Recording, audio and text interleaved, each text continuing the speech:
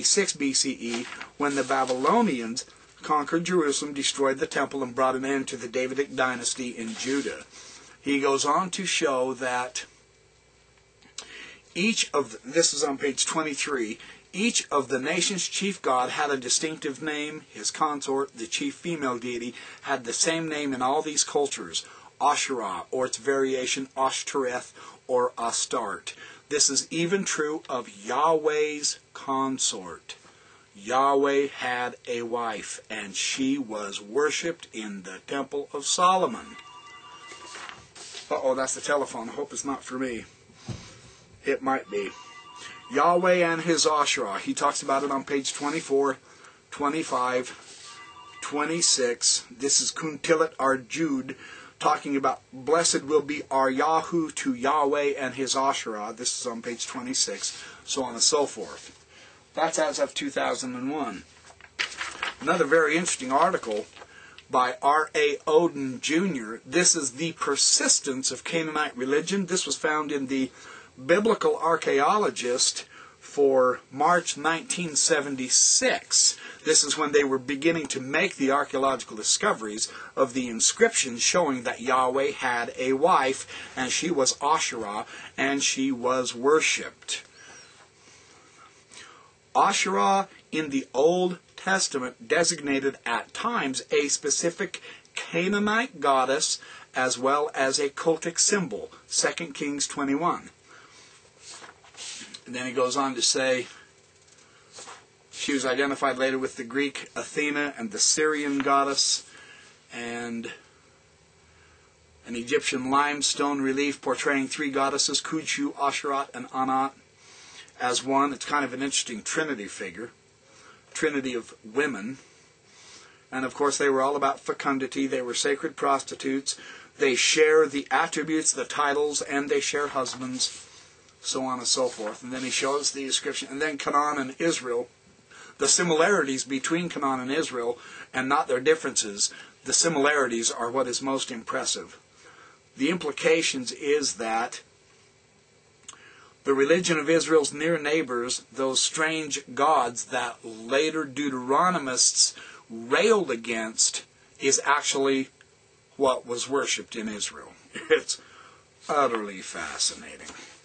So those are several different scholarly articles. Now the books that I've got, for instance, William G. Dever, brand new book, 2005 by William B. Eerdmans, Did God Have a Wife? And he answers, yes, God had a wife, and yes, she is Asherah, and yes, she was worshipped.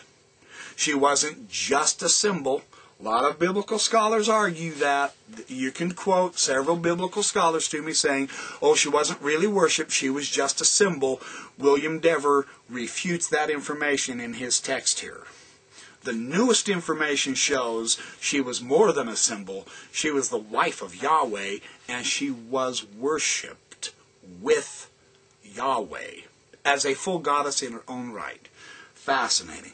My point here is precisely, he says this on page 200 after wrapping up the summation of various biblical scholars trying to separate the goddess from her symbol, trying to downplay the fact that she was worshipped.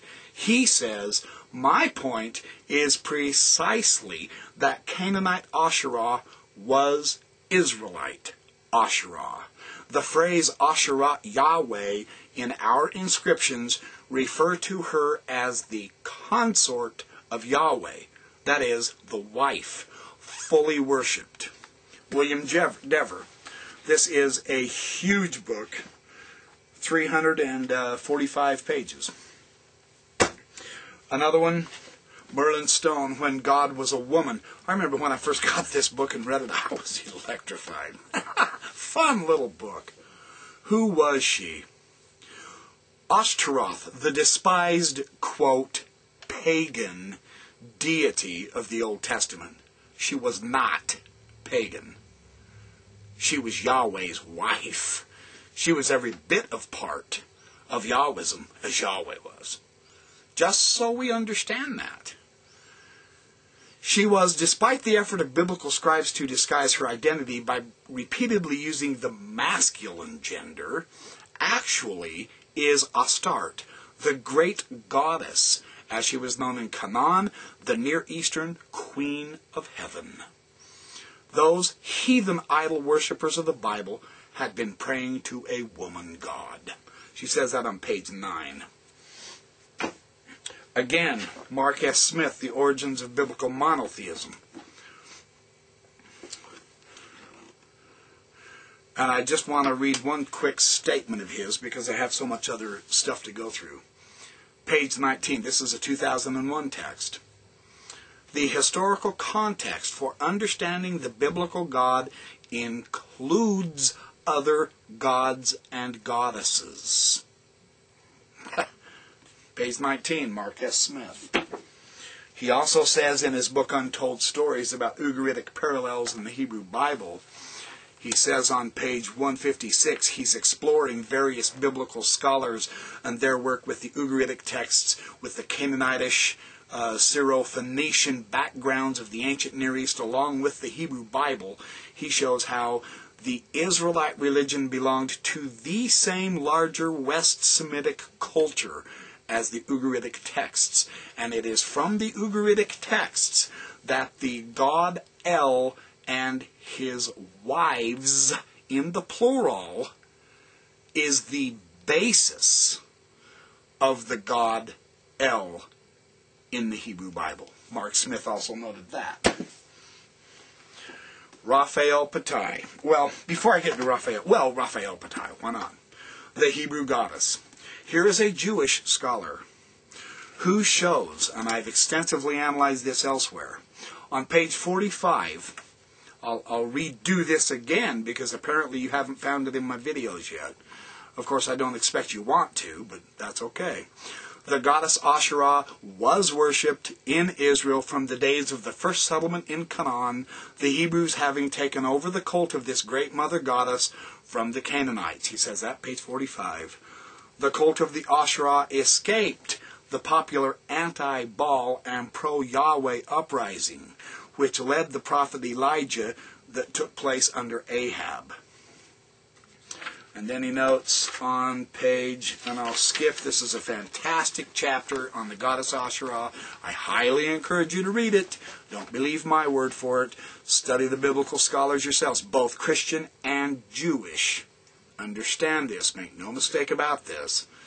On page 50, to sum up, the worship of Asura, which had been popular among the Hebrew tribes for 3 centuries, 300 years.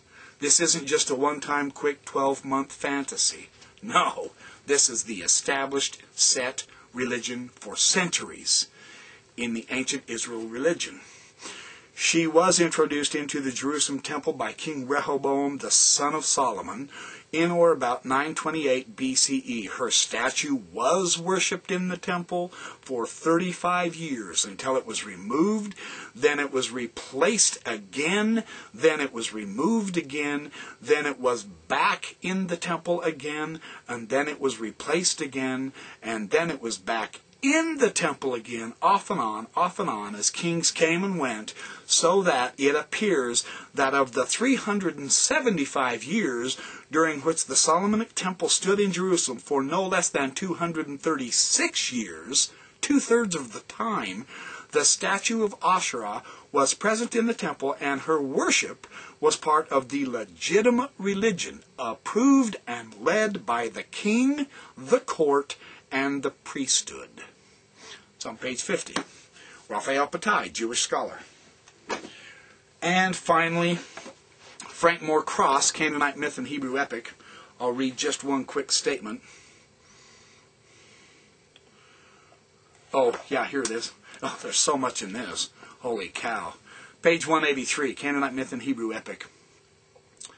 The functions of the Canaanite El and his modes of manifestation are virtually the same as those of the God of the Israelite patriarchs. And he basically shows how the connection between the Canaanite religion and the Hebrew religion is better than that.